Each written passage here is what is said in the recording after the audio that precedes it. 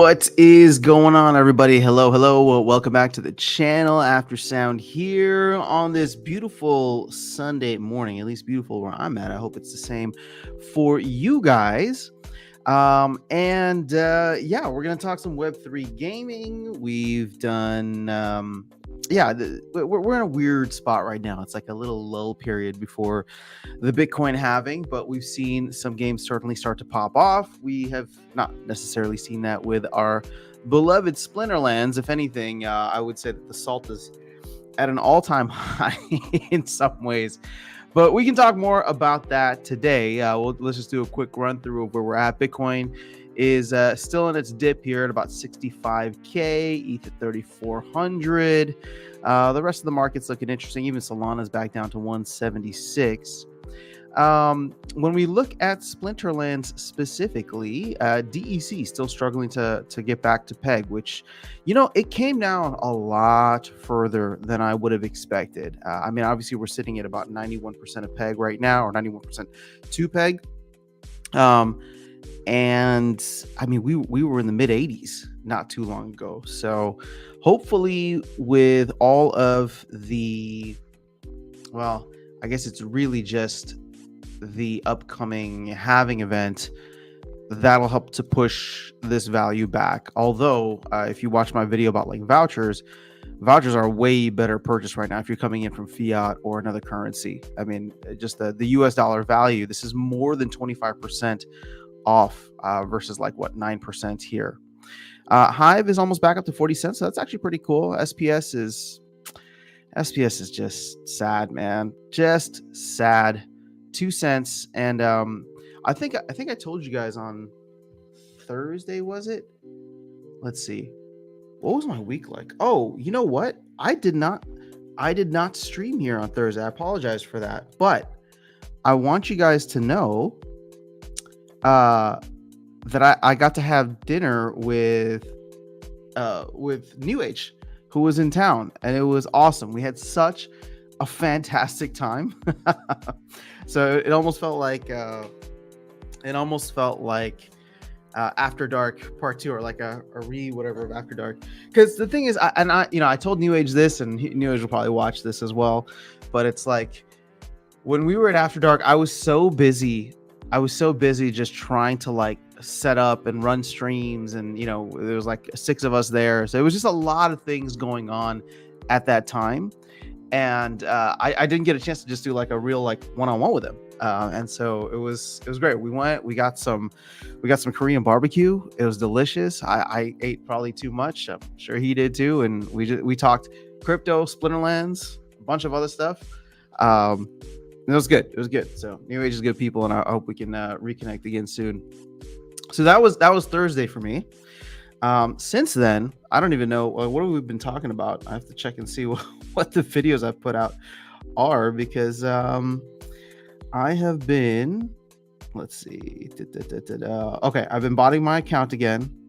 Let's see. I talked about SPS burn event, the mobile app. They announced that is no longer going to be a thing.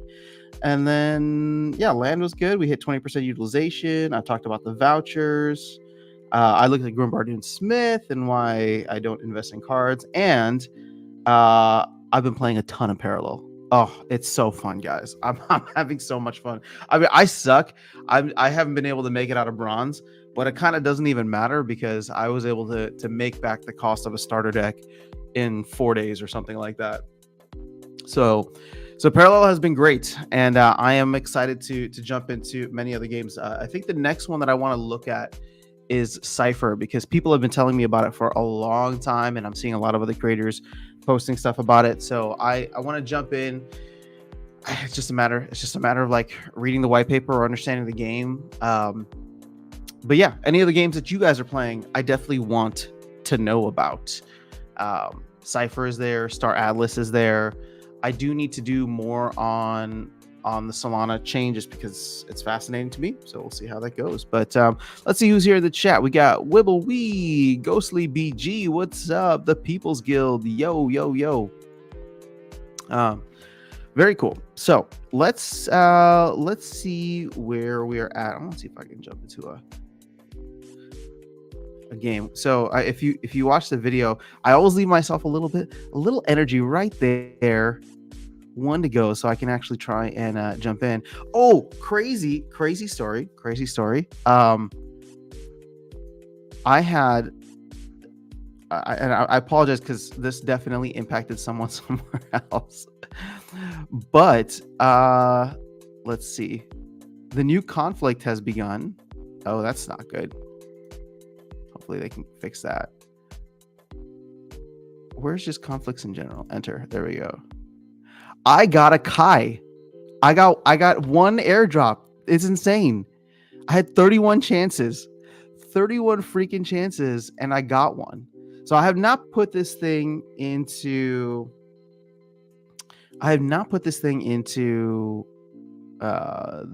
battle yet, but I'm just trying to look here. I mean, I don't know how far down on the list I was. Let's see. Do I know my leaderboard spot? Let's see. Where was I? I was 1,187. Crazy. So I'm very excited about this. Oh, you know what I should do? I need to put it on one of the wagons. But I'm gonna run into something here. I just know it. Which is the fact that I don't have any more wagons. I don't have any more wagon space. And I don't feel like spending 20 vouchers on that. So can we remove? Oh, yeah, 100%. All right, we're going to take out you. How do I remove? How do I add? Oh, there we go. Confirm. Beautiful.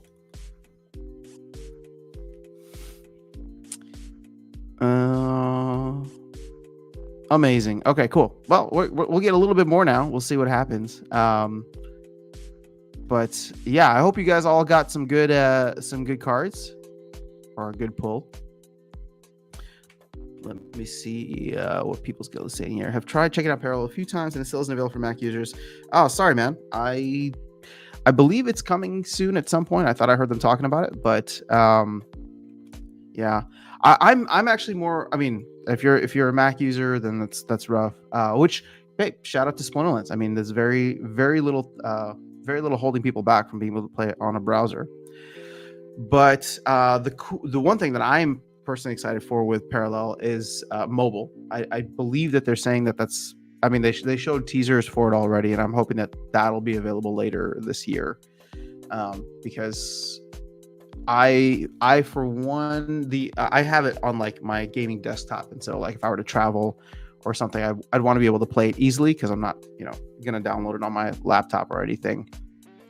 So I'm excited for the mobile part of that, and it's just crazy to think the game is like still in open beta and doing so well. So the pictures coming out of GDC were incredible. It seems like there were so many people there checking it out, and if you guys have never been to GDC, I mean, the energy there is ridiculous. I mean, there's a lot of really hardcore people in the gaming industry. So just having a presence there is huge. It's why I was so excited about Splinterlands being there 2 years ago.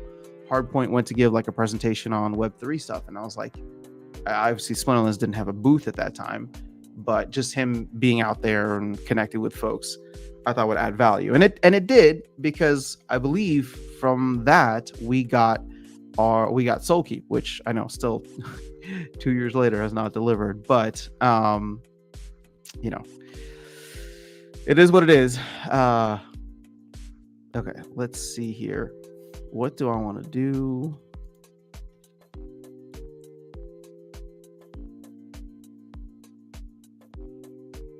Evens. Oh, okay. See, he's gonna make it too slow. That's the problem.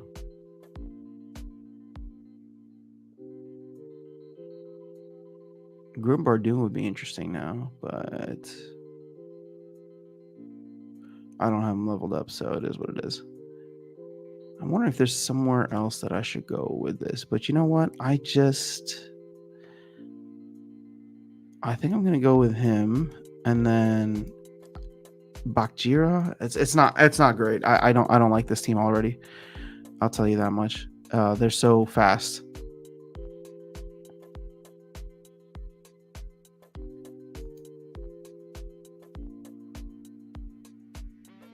Uh, my melee options are just atrocious. I mean, sure, we can put Deep Lurker in there, but oh, and I don't even have a healer. Oh, well, I mean, a Bakjira self heals, so I guess that's all right. You know what? I'm still gonna put Coastal Sentry on there just in case we can get 2 hits in.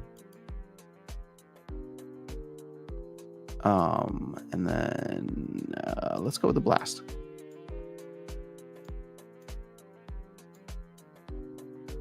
Okay, let's see how this team does, and then I will jump back into chat. Or actually, no. Let's jump back into chat now.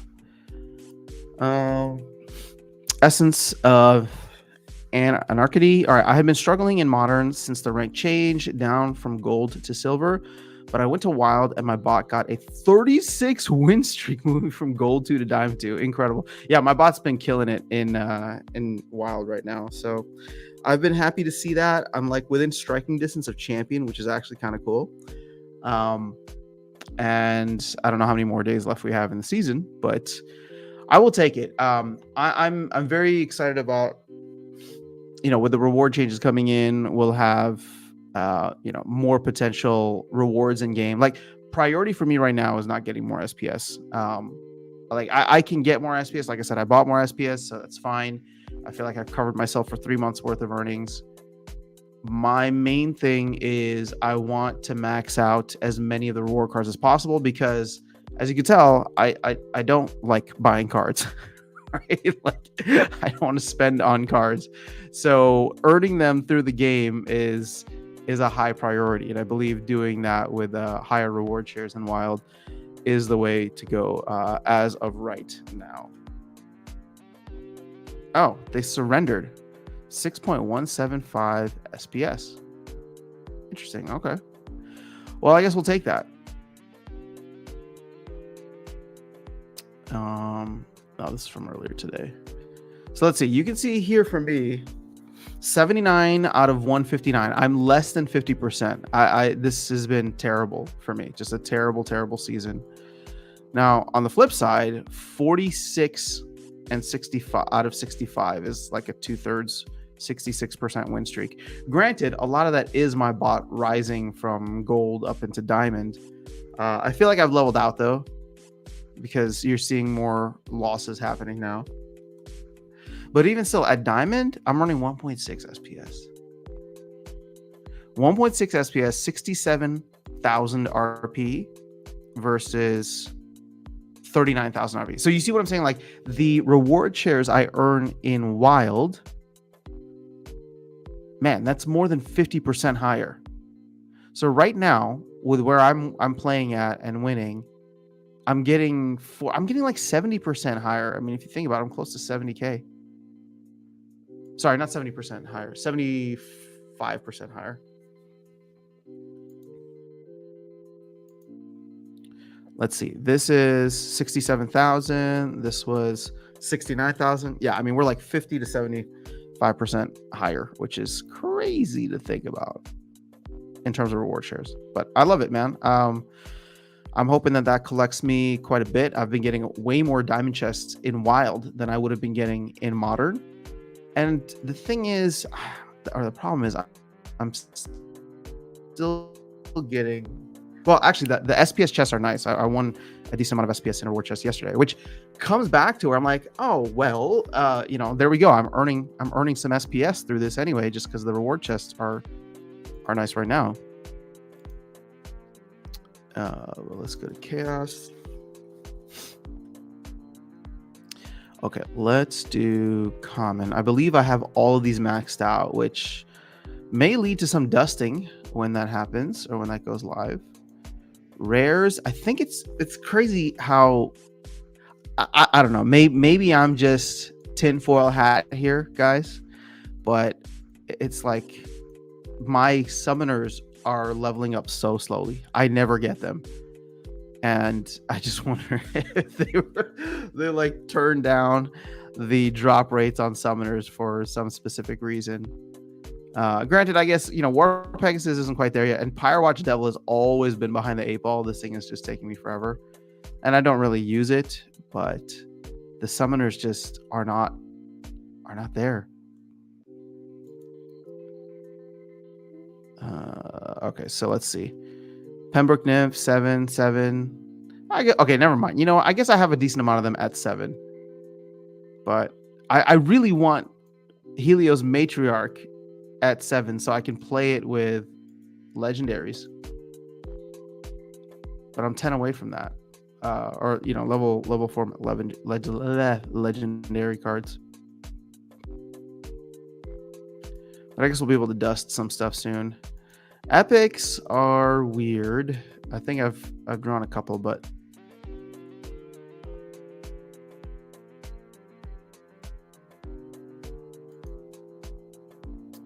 all right, since we're doing this anyway, let's just see where we're at. Epic cards. I have some of these in gold too. Yeah, see, like this one is in gold, that's in gold. And I think I'm quite far away from level 5. Actually, this would be the closest to level 5. I'm 1 BCX short.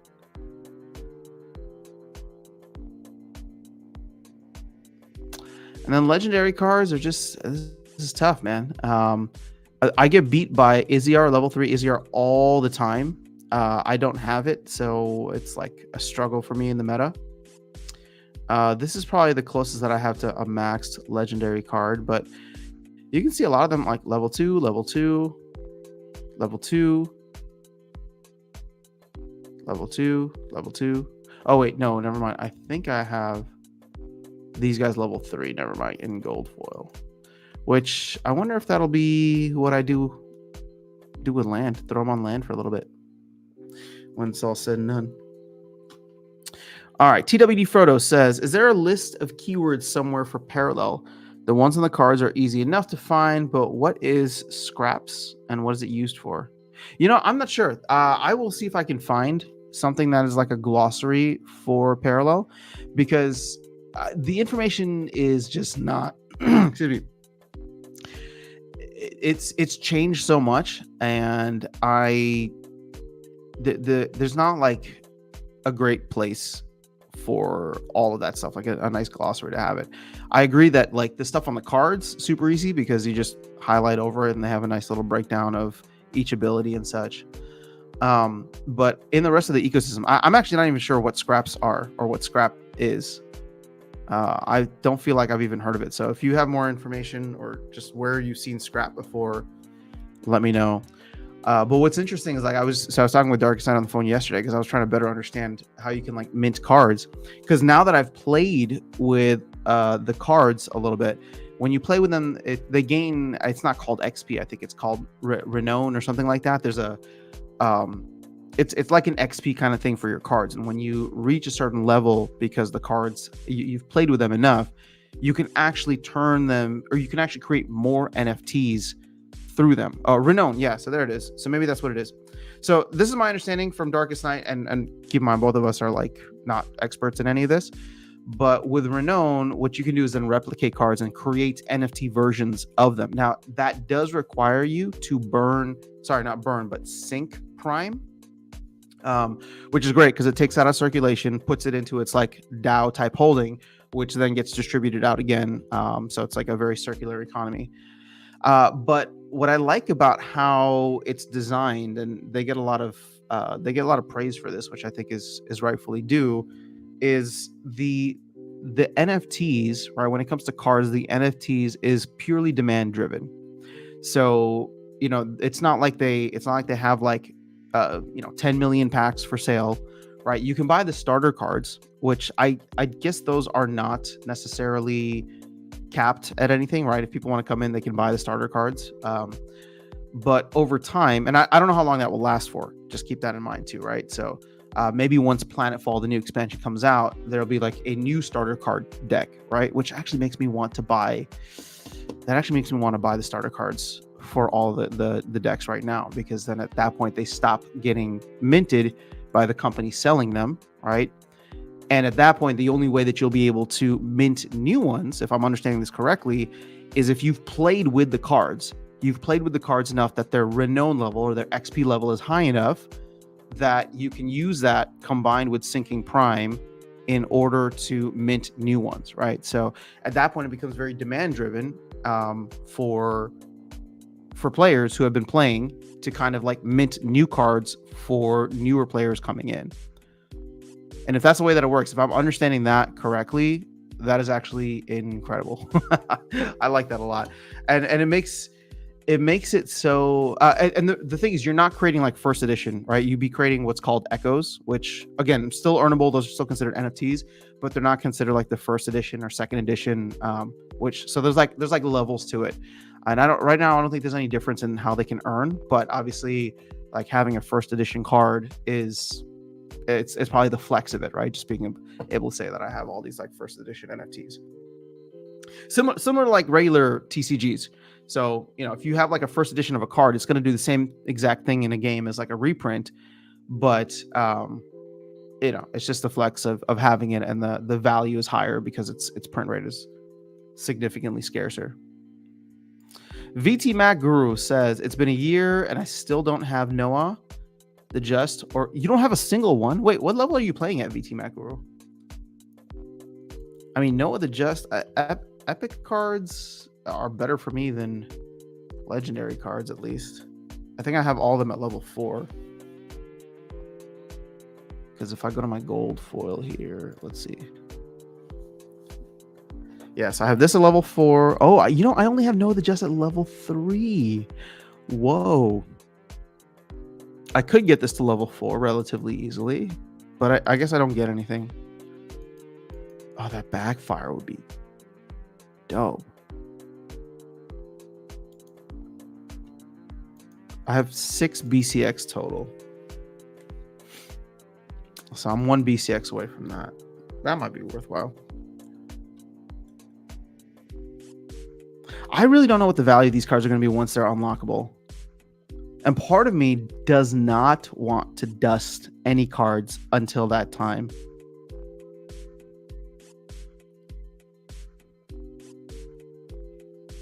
And if the value is like super low anyway. Well, here's the thing. It's just like, okay, let me ask you guys this, right? Let's go back to like common cards, for example. You saw how much I win in a wild matchup, right? A wild battle. It's like 65,000 RP, which I think is going to get renamed to Glint. If I burn one of these guys, right? Again, right now the burn value is 5, but is that the glint power as well? Because if I'm going to burn all the extras that I have here, is that just going to give me 5 RP? Because 5 RP is not very much. Granted, what 5 RP would be able to do is probably buy me, well, not 5, but like what I'd be able to do is get a lot of the bronze level chests, which I guess could be cool. But diamond level chests seem to be significantly higher. Well, I think bronze level chest is like 300, right? 300 RP for like the first one. I don't know. I haven't played down in bronze in a while. But still, it's like if I'm burning these to get more commons, it makes sense in that way, right? Bronze level chests are probably going to give you a single card and most likely common. But at the higher levels, I don't know. It's probably going to be mostly reward shares. So it'd probably be better for me to just hang on to these unless there's something else. The other question too is how much energy will I be able to get? Sorry, how much will energy cost overall? Man, we're so close to champion. Come on, bot. You can do it. We have 9 days to get there. I think it's a foregone conclusion that you'll be able to get it. Look at that. We're in the top 600 players. Now, versus where I'm at on the leaderboard here, 372.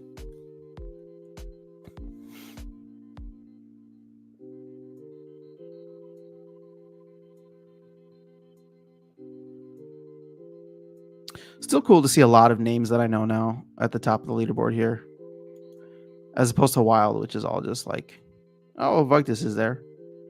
Oh, Luis is there too.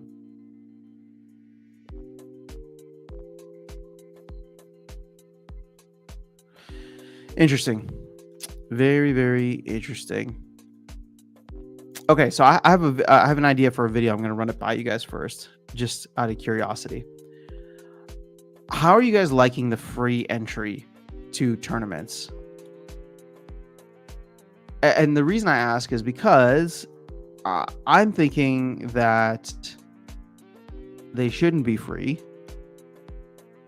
and we should charge vouchers for them. I've said this in the past, right? But I think that it should be something nominal, just so that it's not free. But then I wonder how much that would tank the amount of participation. Right? I think you're getting a lot of people that participate because they enjoy it right now and it's free, and if they win, then they win. But if not, then whatever. But if the barrier was one voucher for all tournaments, right? It doesn't matter if it's a low one or a high one, like that. The cost is just one voucher to get into a tournament. Would you still participate? Just a thought. And the reason I'm thinking through this, right, is because I'm seeing the amount of people in tournaments every day, right? So let's see, there's 4 tournaments set to start today: 272, 69, 183, 51. I mean, there's about like 500 people right now. If they were to all pay a voucher, right? So let's just say 500 people on average every day participating in tournaments. If they were to all pay one voucher, that would wipe out roughly 500 vouchers a day, of which we print 40,000. So it's not a small, like it's not a large amount by any means, but it does become this ongoing utility once again, right? For whether it's for energy or whether it's for vouchers, whether it's for energy or whether it's for tournaments, like in my opinion, just like there's an opportunity there. Or hell, I mean, maybe not vouchers, but maybe, I don't know, DEC. Like just make it like one DEC or something like that to participate, so that people are paying something, and then just burn that DEC. And I know it's not much. It's like less than a drop in the bucket, but at least we're consistently adding more sinks to DEC. And in a way, it's just like, I mean, one DEC would be, it's like insignificant for me to join a tournament. I would never even think about it, right? But you get enough people doing that, especially if you can grow the player base, and all of a sudden it's just like, hey, if we go from 500 people participating in tournaments, per day, or 500 people participating in tournaments per day, or it's like 500 DEC or 500 vouchers, whatever it is, to several thousand. I mean, again, this stuff starts to compound over time. 390. Oh, is that what it is for bronze? Thank you, TWD Frodo. Ghosty says, I won over 1,000 SPS since the free one started, so yeah, I'll pay one voucher. Yeah, see?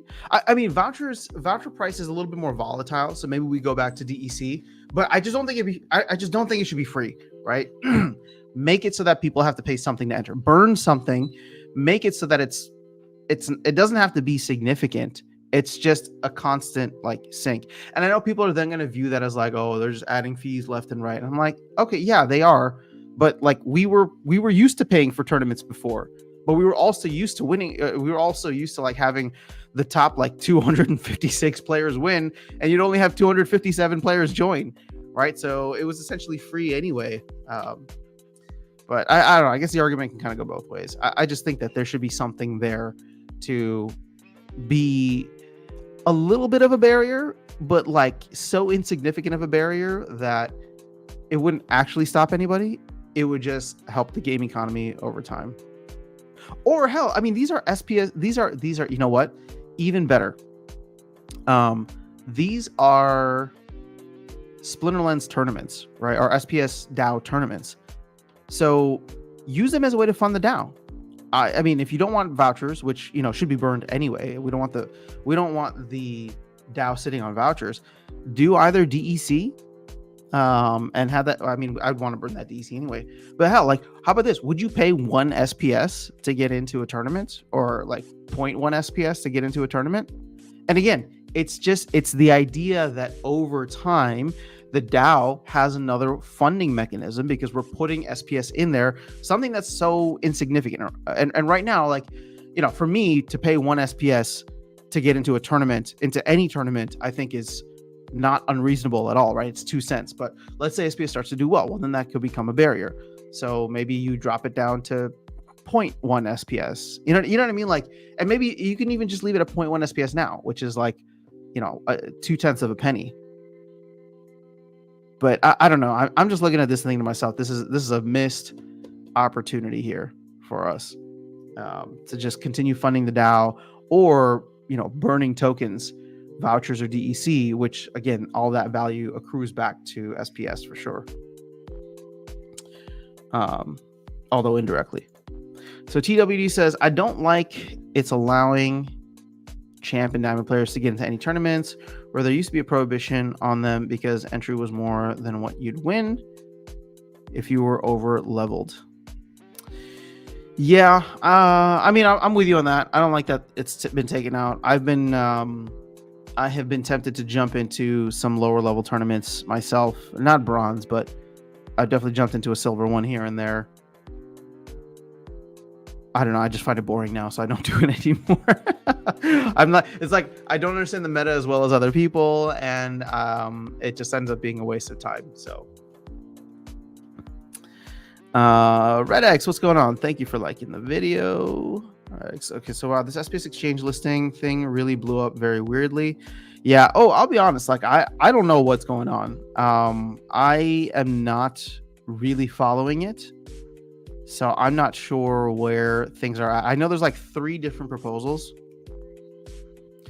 And, I'm going to tell you guys this, and you're probably not going to like it, but I promised I would be honest with you. The reason I'm not following any of it is because I just don't care anymore. Sorry. Like, I just don't even know what's happening. Like, there's people who are like super passionate one way or another. And I can't even get myself to care enough to like read what is going on. So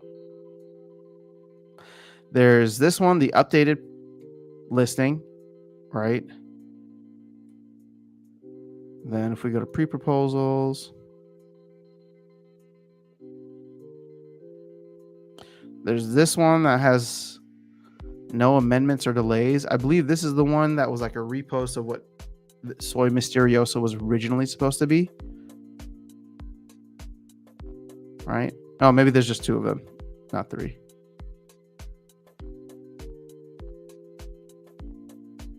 Yeah, and there's like 2 different versions of the higher Steam Monsters Corp, pay DEC. Yeah, it's just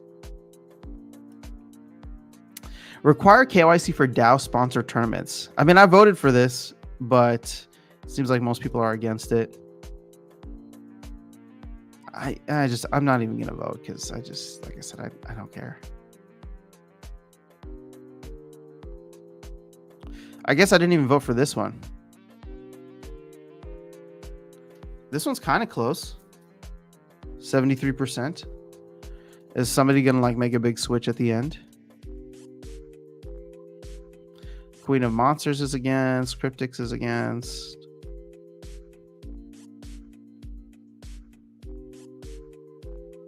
Yeah, I saw a lot of Gold Matters commentary on X. He didn't like what it had morphed into.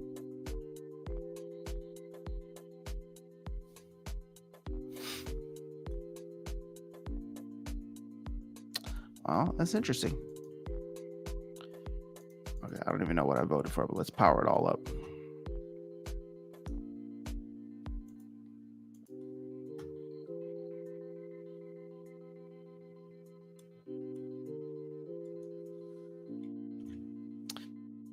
Okay, so let's see. TW says, go ahead and jump in. There are champ players in that novice tourney 3rd down on your list. Makes for new players to not want to get into tournaments. Yeah, I get that.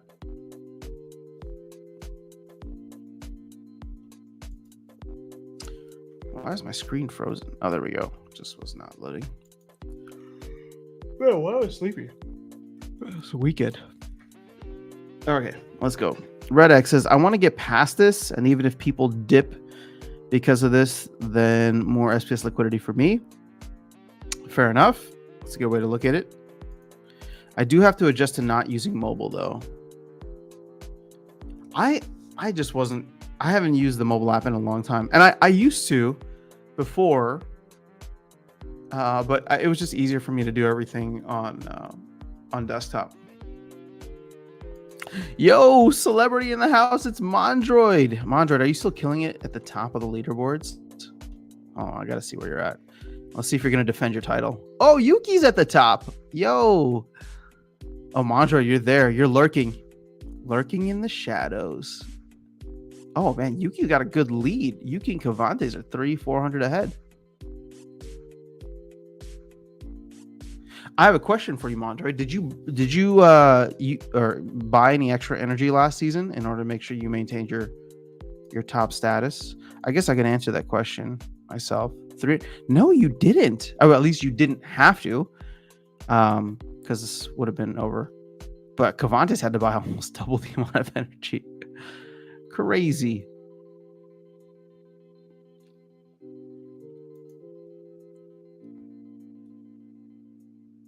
Looks like Cavantes is doing the same thing again now. But you know what? I mean, I have to imagine winning 150,000 DEC probably covers all of that. All that extra that you pay.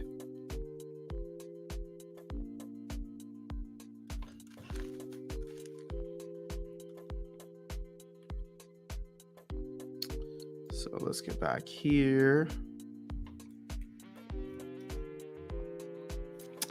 I wonder how quiet or how long things might be quiet for Bitcoin. I actually think that the halving is now going to be a little bit more of a nothing burger. We've seen a massive run up as it is already.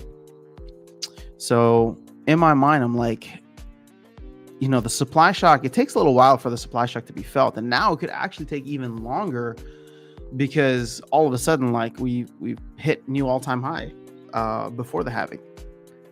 So miners are like doing quite well. Oh,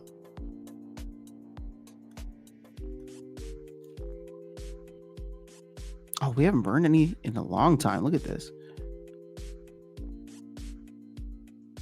Slow going here. So, okay. How are we feeling about split lines overall, though? I know a lot of people have become very upset, and I get it. Oh, hell yeah. Wait, hold on. Let me see. Nope. Prime's still down. I thought it was back up to 24. Let's go back to...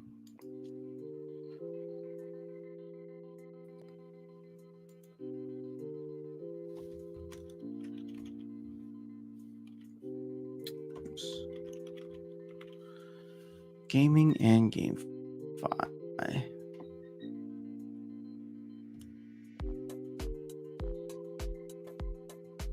So Gallus still up 100%. This is crazy.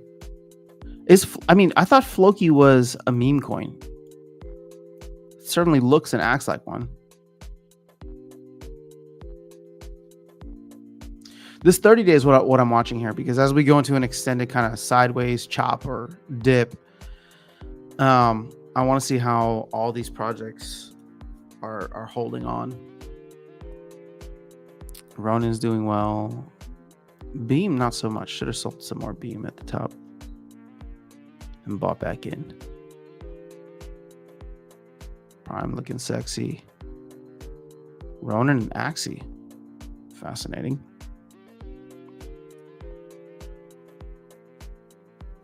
Oh, this is another game I want to check out. Everyone keeps talking about Pixels.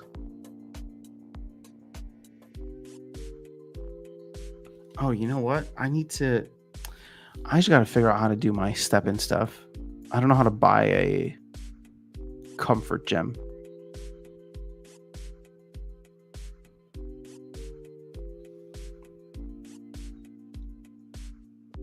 Big time's down. Big time? Not that much. Heroes of Mavia is down.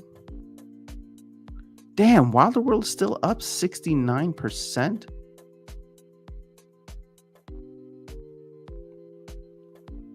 What's Marblex? What's Gamer Coin? This thing looked like it was a pump. There's Shrapnel. Man, I've heard a lot of really good things about Shrapnel, and a lot of people at GDC were talking about it too. So that'll be fun to watch. It's only $100 million market cap, or 120.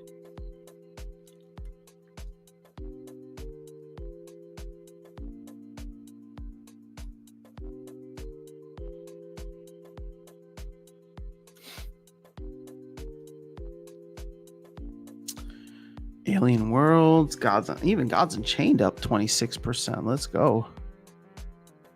I played it once and that was it.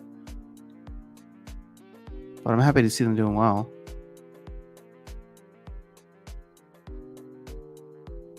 Sweat Economy. I don't know what that is.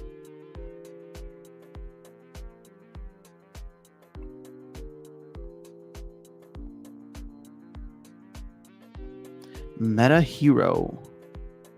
Punk City. Oh, Cypher's down. Damn. Okay, well, maybe this is time to get in. Down 50%.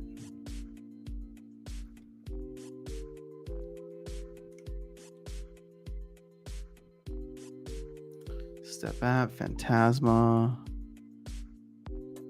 Here's where the casino really starts to kick in. I mean, we're talking like micro caps. These are all around the area that Splinterlands would be, because I think we're at like $30 million, even though we're not actually listed appropriately here.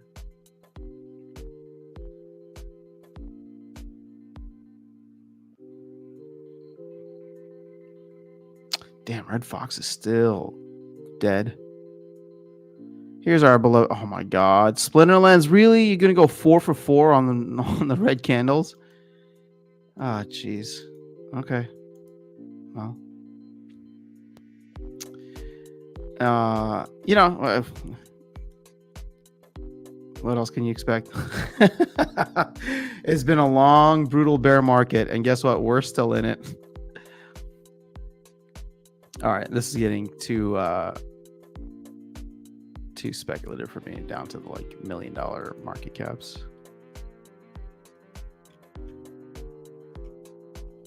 Okay, well, let me get up on the chat. I see you guys typing some stuff out. Skyer, what's up? Good to see you here. Oh, we were just talking about Cypher. What's up, Icy Flow? Yeah, I need to go check it out. I know I keep saying that, but there's a lot of folks who it's been coming up all over my timeline on X. So that is something that I will do. So TWD says, I'm not sure why people are so upset over the new ranked. It's playing out almost exactly like Matt said. I think it's more the people that got leaderboard taken from them. No more free money. I think it's more than just the leaderboard stuff. I actually haven't seen anybody complaining about the leaderboard stuff, but I do get that if you're playing at the lower levels and you've had to go up against max level decks with like a silver level deck, it's got to be frustrating. And I would say that is probably just lack of, like, a lot of his like players moving up or lack of match liquidity, which I know is on the team's radar. They were talking about in the last town hall. But yeah, I mean, until we can get new players coming into the game, and that's the thing. So, because I've heard several people talk about this already. If you were a new player starting today, answer honestly, like, would you be like aping into Splinterlands? I mean, just all things considered, right? Like, I'm not saying this to be bearish or bullish or whatever. I'm just like, it's a hard question for me to answer, right? Because my attention's already been taken away with all the other shiny stuff out there. Like, if this is brand new to me, at this point in time, I don't know. I am excited to see what the game looks like once it has its a bit of a makeover from like the onboarding experience overall. But yeah, like right now, here's the thing: the ROI in many aspects for Splinterlands is actually still quite good. I don't think people realize that, and I try to talk about that more often, even though, you know, it's supposed to be just for gaming. Maybe what I should do is like just try renting a deck and renting SPS. You know what? I kind of want to like do, if you guys would be interested in like doing a little series on, maybe I'll do this with the Aftersound Nifty account too, where I don't know, well, like what's a good amount? Maybe put like $5 in for the month and try to play and see what happens. $5 in, maybe $10 in. I was thinking $5 per season. I wonder what that would be able to rent me. Because the thing is, if I can get high up, and here's the thing, I would have to rent SPS, I would have to rent cards.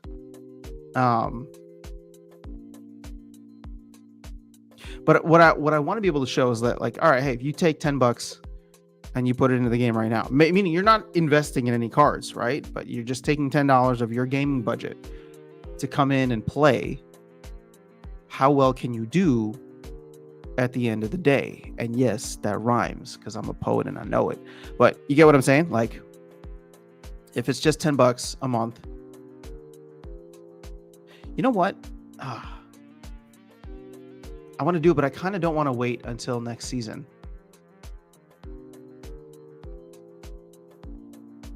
The season. This is what happened. See, I bought my main account and then I'm like, okay, good. I get some productivity back. Now I have some time available for XYZ. And then I'm here talking about like, you know what? Let me just start up a second account. It's for work. It's for research, right? It's for the channel. At which point I'll be playing 24 battles a day, which is a lot. But you know what? I kind of want to do it. And I think that I'm going to have to wait until next season. Yeah, I think I'll just wait until next season. I know it's like a week plus away. But what I want to get is a sentiment for the... Why did that restart? What I want to get is not sentiment. But what I want to get is like a full understanding, accurate picture of what the rewards will look like starting on April 2nd, if that's when the reward rework goes live.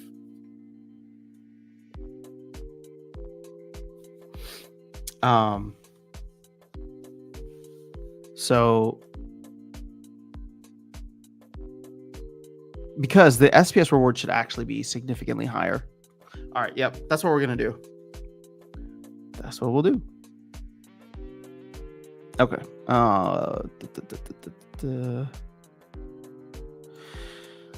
Ghost CBG says, I'm feeling ladder anxiety in Modern Diamond. Last time I felt that was when I was playing 1v1 nonstop in StarCraft like 14 years ago. Hey, see? It's a game after all. People are enjoying it. All right, even the NFTs are cheap. What are you talking about? Oh, for Cypher? Skyr, you've been on my case about Cypher for a long time, and I know I missed out. Mantra says, this season's been a lot tougher for me, tougher for me luck-wise, and sometimes you end up being able to play the same guy with Battle Helper 7 times in a row. Oof. Yeah, what are we going to do about the Battle Helper thing, guys? I have a question for you. Another purely hypothetical question. And I've spoken about this with several other folks that you guys know. I just won't drop any names now because... but not in the sense that like this is something that's gonna happen, just more of a thought experiment. If you can't stop them, then wouldn't it be better to have it available to everybody and just go back to the decentralized approach?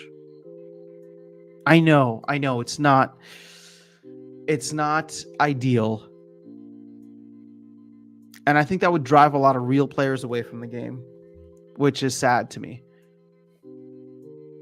But at the end of the day, like, like Mondroid's a G. Mondroid like won the entire leaderboard last season, beat out all the battle helpers. And it's like, I don't know how difficult that was for you, but I can't imagine that it's easy. But just imagine how it is for like, okay, you know what? It's like, this is going to be a terrible yet very, very accurate analogy. It's like if you ban guns in a place, then only the criminals have them, right? Versus if everybody's allowed to carry, then theoretically, I'm not saying that this is perfect and I'm not trying to be political here, but theoretically, if everybody's allowed to carry them, then theoretically there's less crime because people, you don't know if somebody's packing, right? So, but if you know that everybody's been disarmed and you have a gun, then you are able to, go out and take advantage of the situation. Go out and take advantage of law-abiding citizens. So therefore, I kind of liken that to the bot thing, where it's like everybody's trying to play to the best of their abilities, and if you have a bot or a battle helper and can get away with it, then you are just taking full advantage of the system, because the law-abiding citizens are not, they're not partaking in the same thing. So you have the edge. Versus if it's just an open, decentralized system, then like anybody can have access to it, and you can choose whether you want to use your level of expertise and knowledge and skill set, or you want to, pay a little bit for a battle helper. But at least it levels the playing field, right? We talked about this at length a year plus ago. I don't like it, and this is one of the things where like I don't like it, and it's definitely shattered the dream of Splinterlands being a top tier esports game. Like I don't see that in the future anymore. I'm not saying it can't happen. I just don't see it in the future anymore. And to throw salt on the wound, like I see Parallel doing it, and it's just like, I wish we were there. But with the type of game that we have, with the decentralized kind of approach that we have, it's just not going to happen, right? So part of me is just like, oh, maybe Splinterlands never becomes like a top tier game that is like esports and skill based and all this. Maybe it's just a game that a couple thousand players play, and they earn a little coffee money from it every once in a while, right? And there's nothing wrong with that. The only thing that I'm complaining about is the fact that I thought that it could be more, and so I had to like reset my expectations.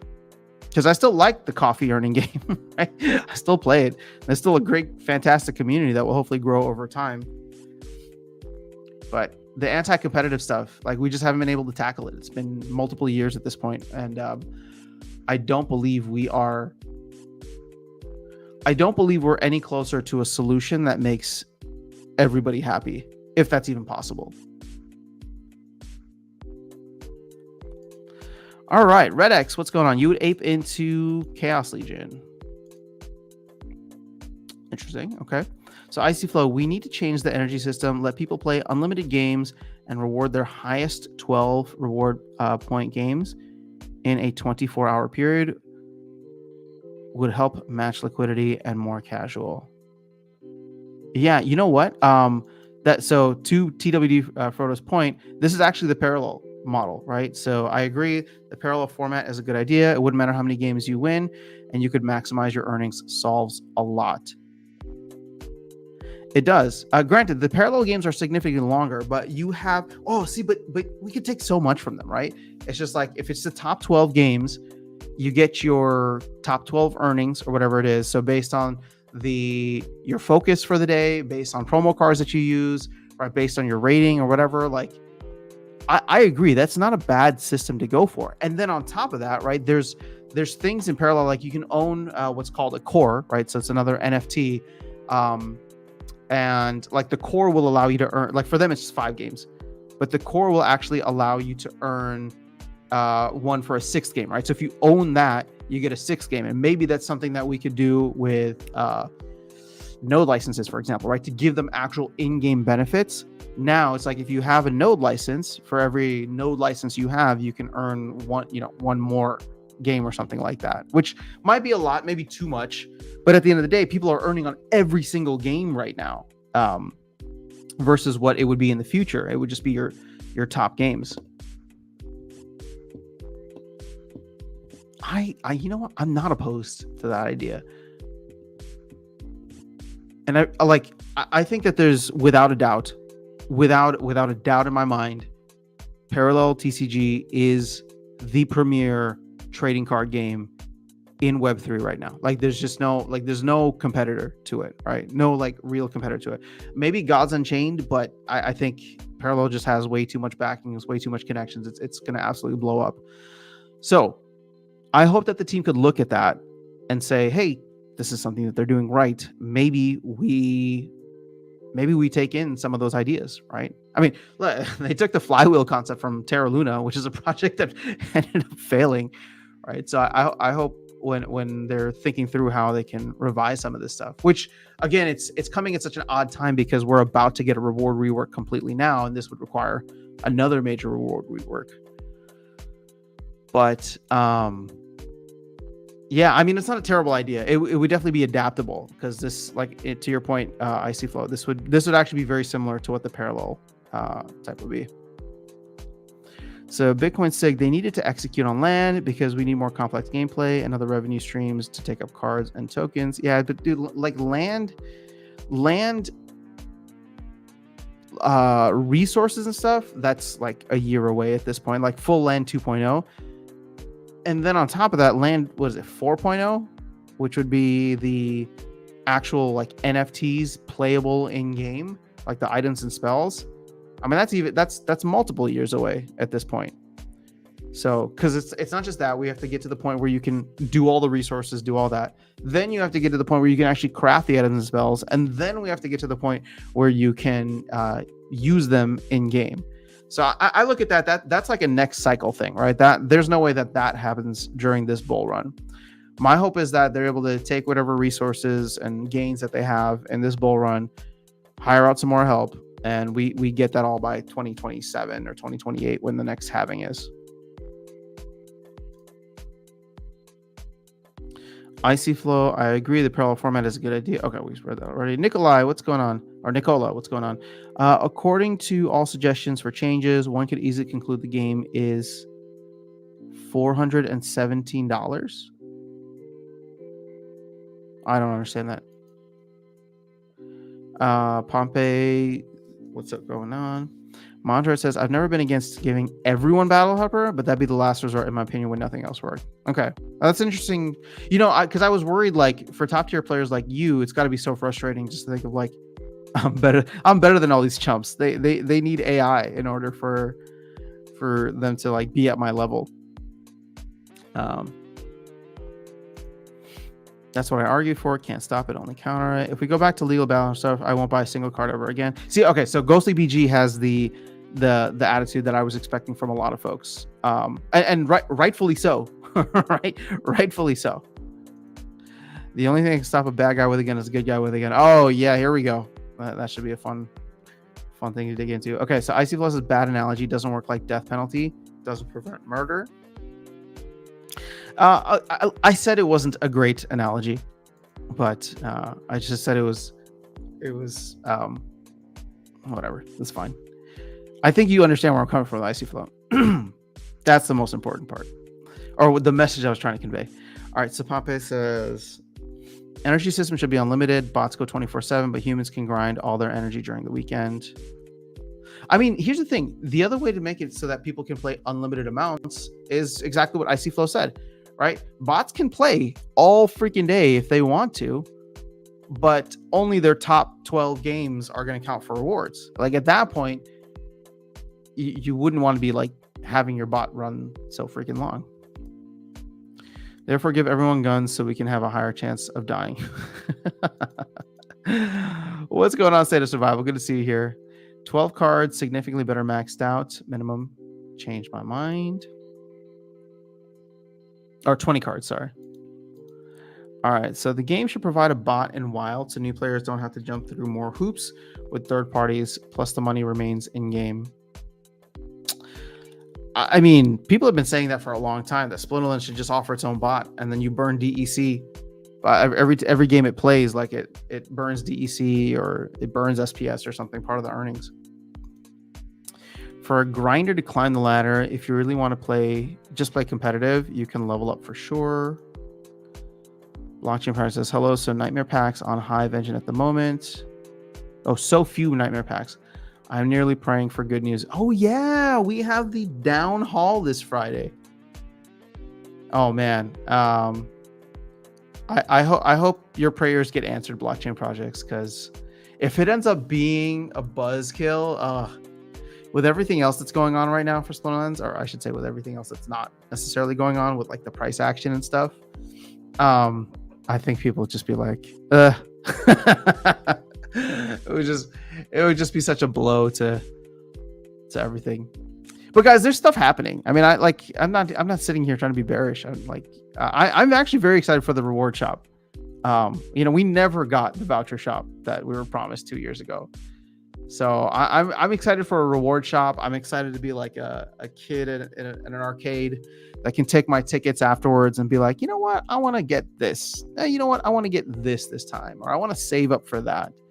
And I don't know I don't know how long the novelty will last, but I'd be lying if I said I wasn't excited about it. All Meals in the house. What's going on? Hello. Go CBG says, Blizzard were not one of the best game developers for decades because they came up with the most original ideas. They were the best at taking the best ideas from others and polishing them. Yeah. You know what they say? Good artists create, great artists steal. RedX says all pellet cores should be maxed regular foil for sure. Investing quick Thaddeus, Brood, General Sloan.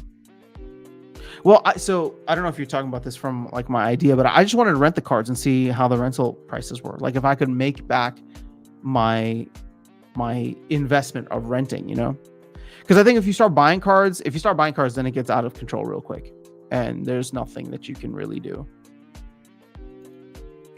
I've been thinking to get back in, just a few more bills to pay. I still want more cards in a pack though. Yeah, the pack prices for cards, it's just not, I don't know. I mean, $4 is a lot. $4 is a lot when you have, like, when you think about the fact that you need 400 copies of a maxed, 400 copies to max a common card. Like theoretically, from a pack perspective, right? You get 4 common cards per pack. So you'd need to buy 100 packs, right?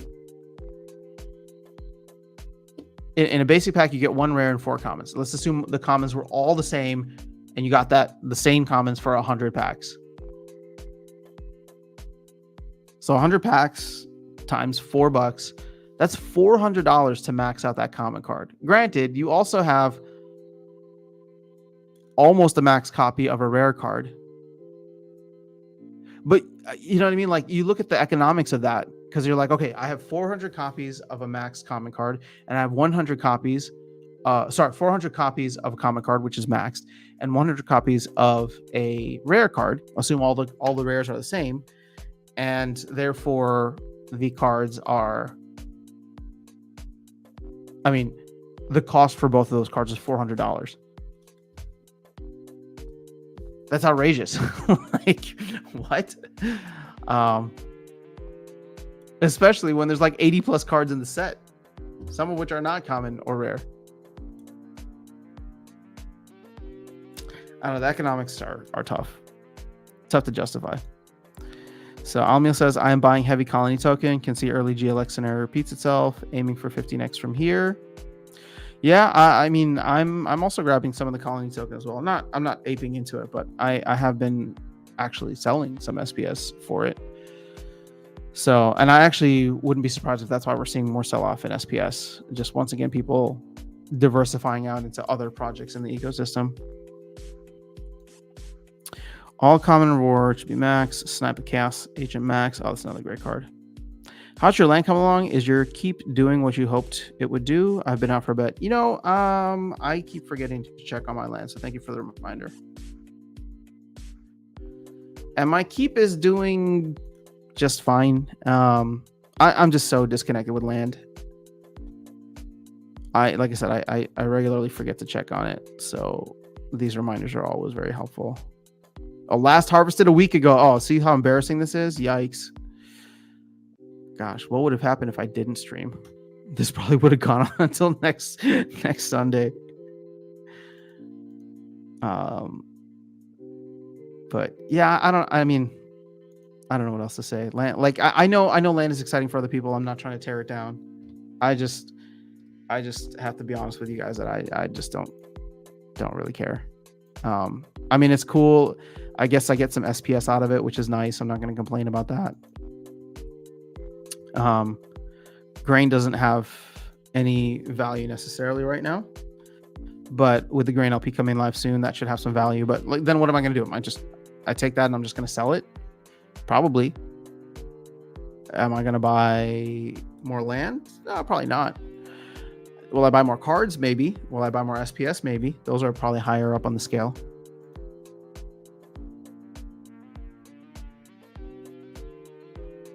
But yeah, that's how my land is doing. Hopefully that answers your question. Vilson, what's up? Mondra says, when Battle Hopper was not against Certain Servant and widely used, I would run the Helper, see what their team would be, and counter it. Oh, that's so smart. Battle Hopper's can still favor the skilled player. Fair enough. That's a good move. State of Survival. I heard we were doing something with nodes. Does this mean we can actually get some sort of ROI, or is it just no changes? Yo, the ROI is now. You are getting paid for free for not doing any work. So the best time to be in nodes is right now. Once the nodes go live, you're going to see a massive sell-off. Because then all of a sudden that you have to do actual work to get the rewards, and that work is going to cost you. Right? So I think a lot of people will probably back out at that point. Imagine vouchers can be used in the new reward shop. I mean, if they do that, that would be the biggest surprise, the biggest pleasant surprise. But I mean, how would they make it happen? I mean, you know what they should though, blockchain projects. It would be awesome if vouchers could provide some kind of glint discount. I'm trying to think circularly through if there's an exploit available there. Because like you're buying Soulbound card anyway, right? It can't be available on everything. You can already use vouchers for energy, so that's fine. But like for the Soulbound reward cards or those chests that contain them, it'd be awesome if you could use vouchers. I actually like that idea a lot.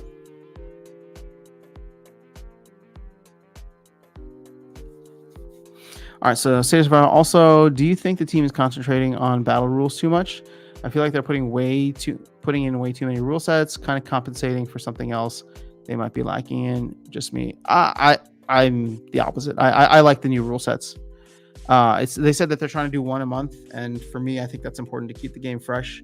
I understand that for newer players, it can be really confusing, but maybe what you do is like have bronze and silver, like 90% of the rule sets are the same, or they're not, brand new. And then once you start getting into the higher levels, you open it up significantly more.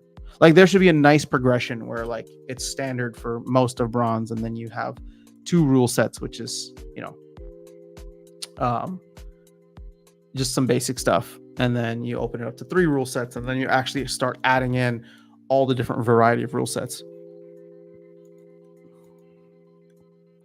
Mondred says, I want to go to 10 card pack for $5 with $1 discount. I mean, that'd be nice. It would definitely reduce the cost of the buying to the game by half. 3 rule sets in a game are too many. Me too, Mondroid. Why isn't there a DEC HBD pool? I don't know. I thought that would have been one of the main ones that they would set up, but they don't want to. And I don't know why. Because it's as much as like Aggie like trusts Hive, GLX never had that pool, and Colony doesn't have that pool. So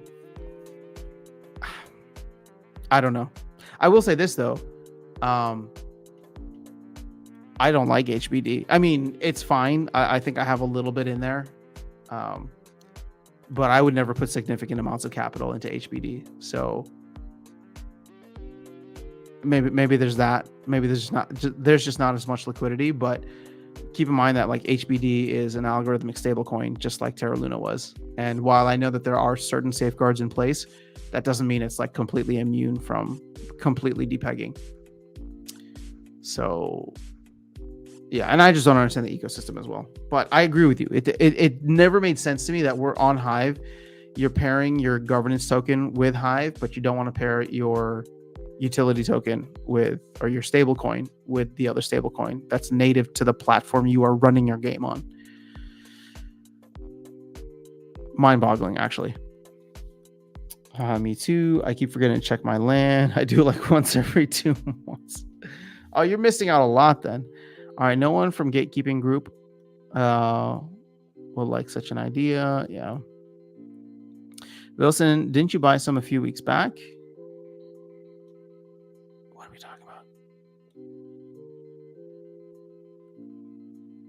Didn't you buy some a few weeks back? I bought some SPS when I started botting, but that's about it. Land tax is flawed. Total production is taxed instead of production minus costs. Ah, yes, that is a good point. It's a flaw in the system. We're getting taxed on gross, not net. If I remember to check my land before hitting the cap, I consider it a miracle. Wait, Mondroy, you should be on top of that. Guten Tag, International Travel Channel. Good to see you here. Pompey says, seems like DEC is depegging more than HBD. Yeah, you're not wrong. You're not wrong about that. Oof. Which is surprising because I'm trying to figure out why we depegged so hard. And I'm actually thinking, here's a little theory for you. I wonder, sure, it happened with the rest of the market, but I actually believe that there was probably a significant amount that was, and I don't know how to prove this. I don't know how to check the numbers appropriately, but let's see. With the proposals, we removed DEC and DAI, right? So that no longer pays out. And I have to imagine people were selling off DEC on ETH. Because it's just like, I mean, there's like $200,000 worth of liquidity there. And it's just like DEC all of a sudden had like no use case on Ethereum anymore. So if you were holding DEC on Ethereum, there's literally nothing that you can do with it. So I wouldn't be surprised if some massive whales sold off, which is interesting because we may see the same or something similar once this proposal is finished, because I believe that that is going to pass as well. All right, so stop DEC USDC LP incentives. So there's another 106,000 or 160,000 that's sitting here, which I wouldn't be surprised if people there sell, like, because you can't do anything with DEC off chain or off of Hive. So people would probably then sell their DEC for something else. And that'd be $80,000 worth of DEC that would be sold, which will very much impact the price. So until this is done, my expectation is that we don't see DEC depeg for a while. Because this is another 3 days for the voting to close. It looks like it's going to pass somewhat comfortably. Maybe there's a chance that they deploy this on April 2nd, just because it will end before April 2nd. But if it gets pushed out to the 16th, then I don't know.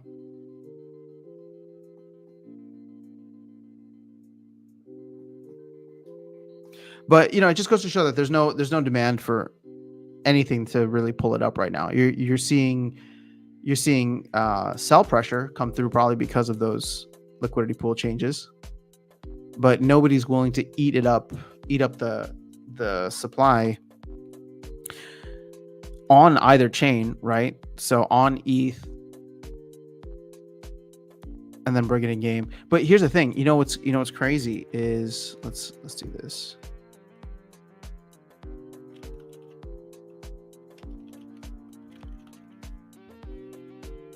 Because here's the best way to take a look at it, right? So we can go to each individual thing. So check it out. Okay, so this actually fits my theory very perfectly.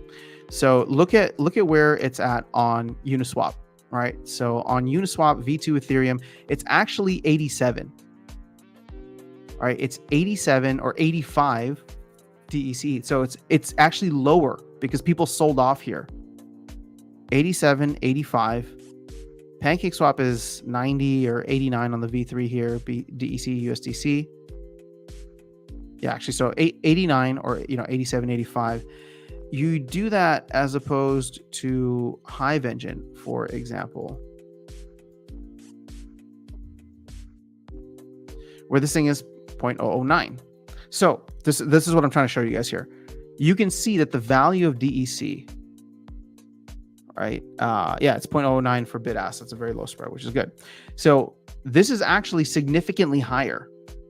And I know you might not think it because it's just like, 8, 7, and 9, but this is where the arbitrage comes in.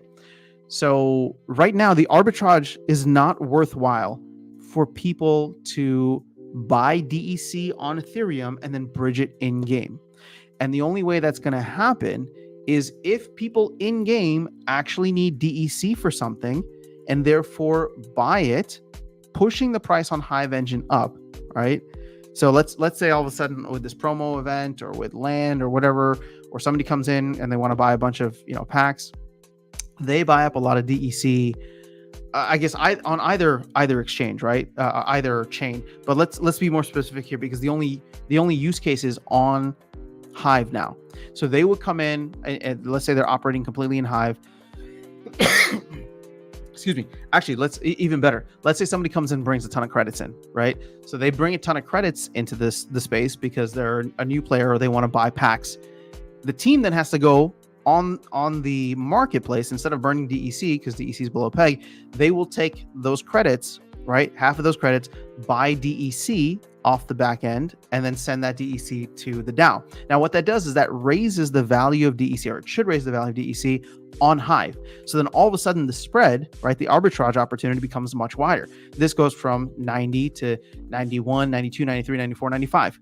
And then somebody on Ethereum will look at that and say, okay, with the gas fees, with the transfer fees, right, with the gas fees, the transfer fees, the bridge fees, all of that, it's still worthwhile for me to buy a ton of DEC on Hive or on Ethereum, bridge it into Hive, and then sell it, right? Because they're getting it for 87 and they can come in and sell it for 95, right? That's how the arbitrage would work. But it's not working yet because the demand on Hive is just not there.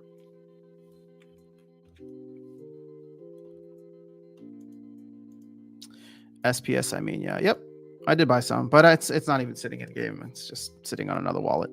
What is our catalyst? What is our next catalyst? Honestly, I think it's Soulkeep. If that is truly right around the corner. Icy Flow, unlock all cards to max abilities and combining BCX. Just increase your earnings when using that card.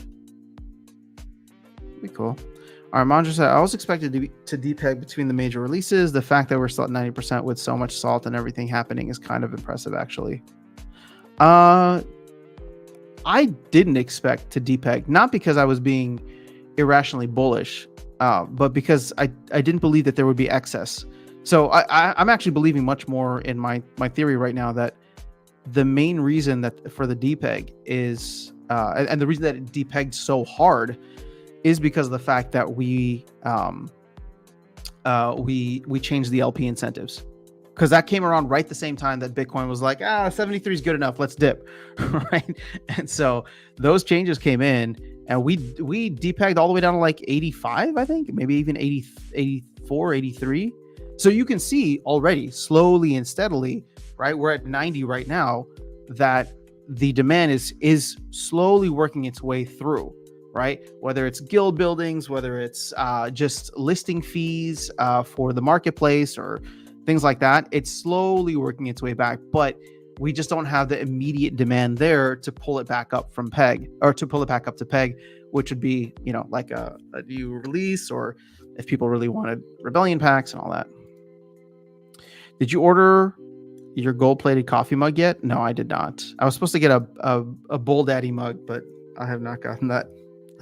What whales are left? I don't know. Just go to the rich list. You'll see who's still here. Chef, what's going on? Bitcoin say probably depeg from someone selling land. No, I really think it's actually the LPs. Sorry, I'm testing the HBD 20% yield. It seems to work so far. So far being the keywords. No, I mean, like, it works, right? It works, and that's the thing. It works until it doesn't. And again, like, holding any kind of significant capital in an algorithmic stablecoin is just too much of a risk for me when things like Bitcoin exist. State of survival, I am kind of pinning my hopes on Soulkeep launch being an SPL growth driver. Yeah, so I think I came to the same conclusion. Oh man, I completely forgot about Soulkeep. I wanted the soccer game as a growth driver. Yeah, that one's not. That one's just not. It's we'll have to see what they do with season 2. But right now, I wonder how many daily active players they have. Does anybody know? I'm not trying to hate on GLG, but I can't imagine it being higher than Splinterlands, right? And I can't even imagine it being like higher than a fraction of Splinterlands, but I could be wrong. Only 107 Soulkeep packs under 6 Hive on Hive Engine. How much is 6 Hive? Hive is 40 cents. Wait, what? 46 Hive. Did the price of Soulkeep or Nightmare packs go up?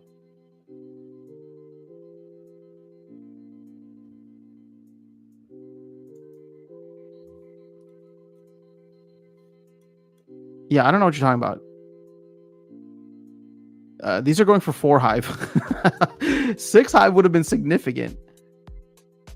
Oh, I guess you're talking about all of these. Okay, all the way up to here. Okay, but right now, it's still super low. But I'll tell you what, man. This is all just bots trading back and forth. The moment this goes up, then you will see more packs hit the market. People are just trading it. Buy the rumor, sell the news. Because as soon as this pumps up to like $1.80, for example, right? That's going to be a significant move, and people will just offload at whatever $1.80 is, right? However many Hive that is.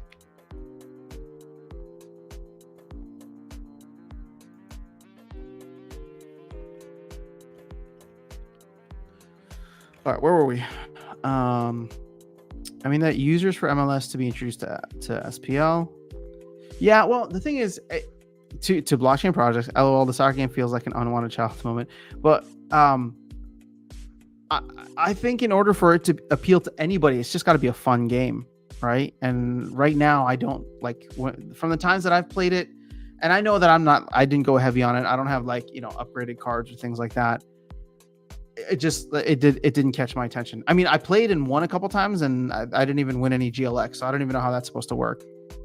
But as soon as I saw that, like, it was difficult for me to win because my team was just all basic level 1s, and I won like 1 or 2 games. There was nothing about like winning GLX, even though I have GLX staked and all that. I'm just like, okay, well, this seems like a waste of time, because I was purely doing it for the play and earn aspect, right? I wanted to dip into that GLX pool, but at this point, I don't, right? So I think it needs to be a game that attracts people first, and then you can market it to MLS. It has to be something fun and exciting.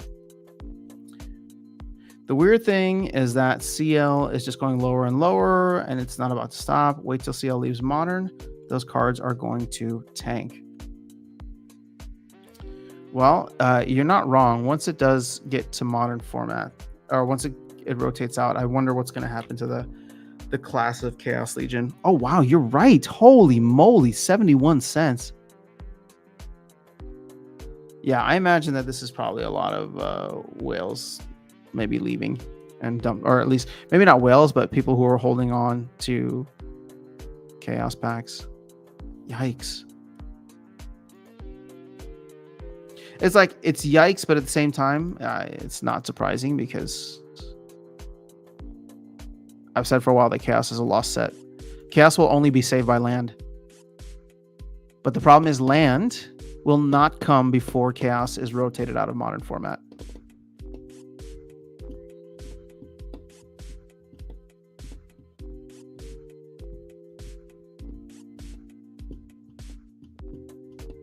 There's not that many for sale at 71 cents. I don't know what this price is. This is, well, I guess this isn't even 80 cents. Okay. Yeah. Oh, man. Sorry for all you Chaos pack holders out there. That's rough. What's your take on ActiFit? I've been posting a little bit for ActiFit just to get some, earn some Hive and keep myself accountable. Seems like they have a good community there, but I don't own a lot of the ActiFit token, and I don't really know the tokenomics or anything behind it. I hope that it takes off just because I like the whole move to earn concept. But and I like ActiFit, interestingly enough, compared to something like a Step In, right? Because at least there's like this social element to it, social media element to it. Whereas with Step In, it was like purely how fast is my ROI, right? Because there's no even game there, which is why the parallel thing is completely different. Like I make the videos about how fast I did an ROI on parallel, but I actually like playing the game, right? And there is a whole like ecosystem around that. That's not just earn as much money as possible. I would love to see a really well done move to earn thing, right? So like a Pokemon Go style. But I don't think Step In's going to be that. I don't think ActiFit's going to be that. You do have other games like Genopets, and I don't really know what's going on with Genopets. But yeah, it'd be dope if we could get some kind of move to earn game that got people out of their seats and actually was like a fun game to play. Does anyone use OCDB high power delegation to get liquid Hive out of it? I don't use them. I was using Curate Angel or something for a while. I don't know. You could probably go see, but I actually just undelegated yesterday. So I got to wait like another 4 or 5 days or 3 or 4 days or something like that. Because I'm actually wanting to get a little bit more involved on Hive. I think I have enough HP now to actually get a 2-cent upvote, which means I can go like support people and they see that I'm supporting them, which is nice. So yeah, just trying to get a little bit more active on Hive as a platform. We'll see. Especially, and this is purely like because Hive is going up now. So it's like, ooh, how can I earn more Hive and like get to know more people and see what happens? I still have so many reservations about Hive in the long term, but we'll see what happens. Curate Angel is the one I think. You can go check the where my delegation still is. All right, Almiel says selling all my cards at a loss and 50% of my SPS, everything going to the Colony Hive pool. Why Colony Hive and not Colony SPS? Why so confident? Almiel asks Bitcoin or blockchain projects. All right, well, we've been on for about an hour and a half. I actually have some things I need to attend to, or actually some things I'm really looking forward to for the rest of my Sunday. So let me just double check one thing real quick. But we can probably start to wrap it up here.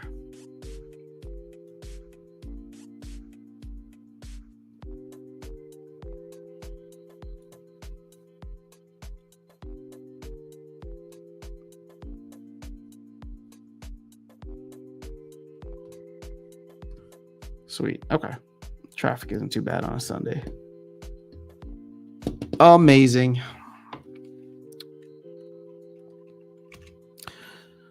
Okay, so blockchain project says tokenomics plus low market cap plus very early plus history of GLX promising game. You know, I will say this. I mean, if anything, I'm way more bullish on Colony, Arcade Colony, than I am GLX right now. I hope that GLX can turn it around, not with GLG, but if they can find some kind of Web 2 sports game to come in.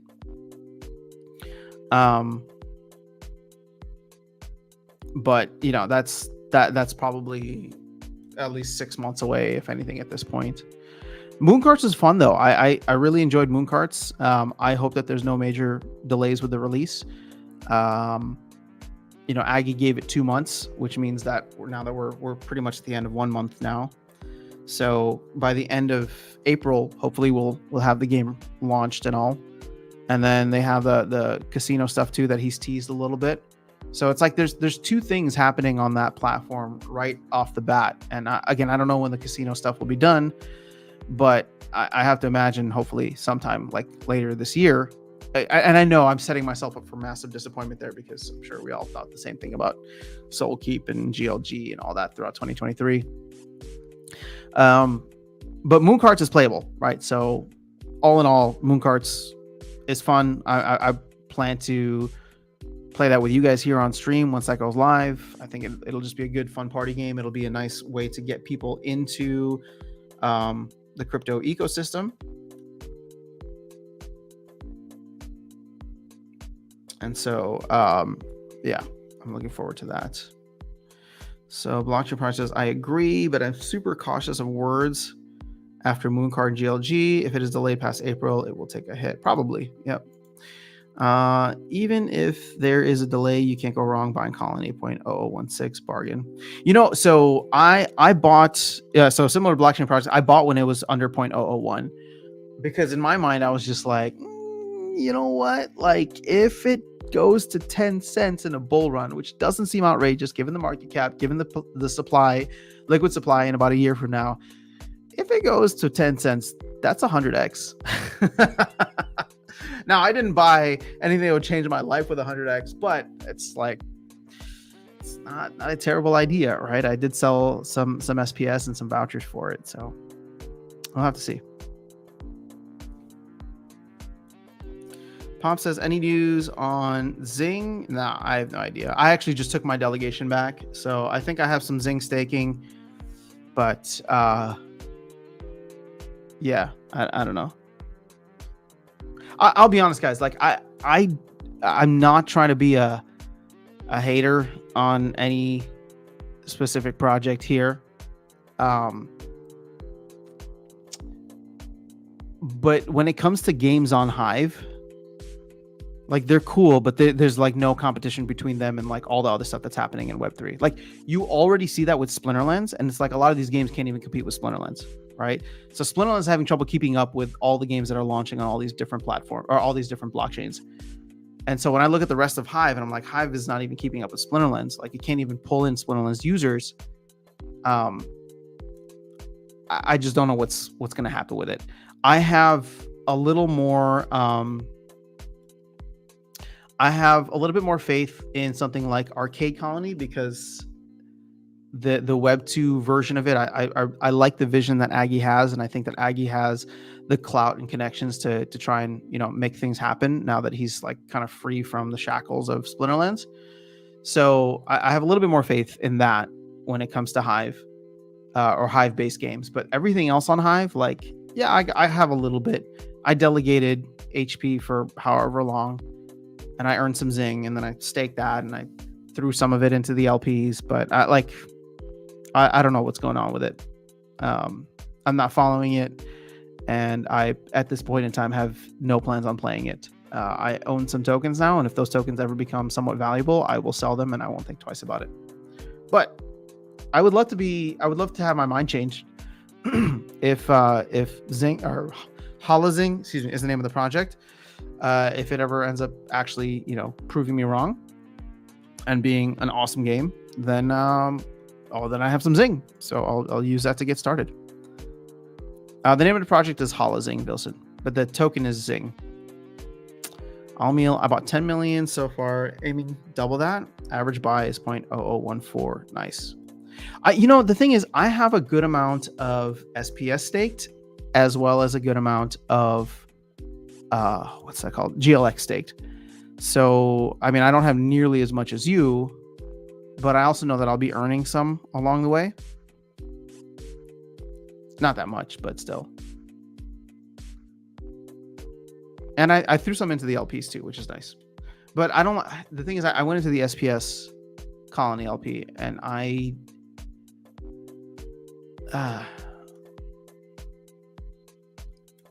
a little worried about the impermanent loss there, because I think Colony has way more upside than SPS does. So, and I'm already seeing that, right? Like Colony's already done a 50% jump from where I bought in. SPS has gone down. So if anything, I have reduced the amount of Colony that I have, which kind of sucks. So I actually stopped adding to that pool, and I'm just gonna chill and stack right now. Brian says, will you burn your Gladiator cards before the season ends? Yes, I will. Thank you for the reminder. I need to burn the rest of them. Blockchain projects, are you excited for the push and shove airdrop soon? Yes, I am. I'm very much looking forward to that. I have a feeling, because the community is actually, say what you want about the community here with Splinterlands, but I think we actually have a pretty fantastic one. We have a lot of passionate people that can be very fuddy at times, and I get it. But call me crazy, right? Like, the community cannot really do much about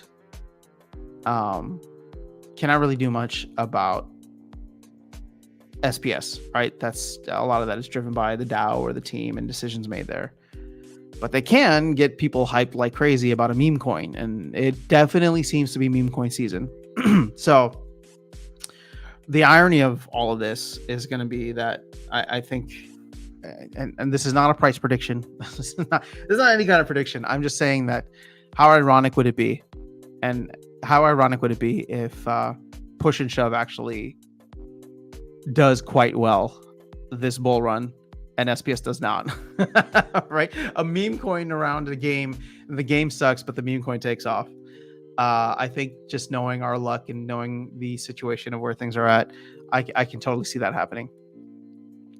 Meaning that I wouldn't be surprised to see the market cap of the Push and Shove token go well beyond wherever SPS is right now, which is cool to think about, right? I mean, I didn't buy that much, or I didn't sacrifice that much, but I knew that if that ended up happening, I had to get some Push and Shove token, because in case it happened, I didn't want to feel like an idiot being like, oh, well, I held a project that had utility.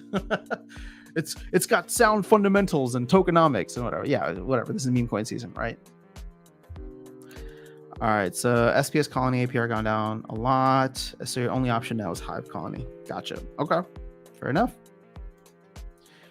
Guess that I'm the only one that wants to burn Gladiators for merits. I think so. Yeah. I have opportunities to earn merits quite a bit through everything else, so I don't want any more. If Push and Shove works, we can also do a fart and burp token. I mean, hey, you do you. All right, guys, I'm going to hop off here. As always, this was an absolute blast with you guys. I will try to, I don't know if I'll be able to live stream Monday or Tuesday. Let's see. Actually, no, I can't even check right now what my schedule is. But if I can, I'll try to hop in for a little bit. I want to do some off-time live streams too whenever I have the chance. But I actually think I'm going to try to live stream on Twitch as well. But I will be doing specifically parallel content there, and it's because they're giving away rewards to content creators on Twitch for parallel. So like, I play the game anyway, I might as well stream. So if you see me on there and you want to come hang out, I'm not trying to push you over to Twitch, just letting you know if you want, to hang out while I'm playing parallel. And I mean, we can still talk Splinterlands and whatever, but I'll be playing games there just because I want to earn my daily 5 battles a day or 5 wins per day. And I want to kind of use that as a way to connect with more of their community. So yeah, it's this is Aftersound on Twitch. I have not been active there in a very long time, but hoping to jump back in sooner or later this week. Maybe even today. We'll see. We'll see what the afternoon looks like. All right, guys. Have an amazing rest of your day. I will catch up with you soon.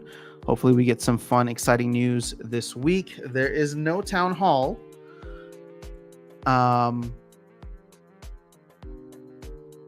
Yeah, there was supposed to be a town hall this week, but there's no town hall, but there's a down hall. So we do have that to look forward to. I don't know if there's anything else that needs to be mentioned. I think that's it. We'll see what happens. I will catch up with I used to be annoyed on your parallel streams. Now I'm looking forward to them. Dude, Leandro, so you already made back your ROI, right?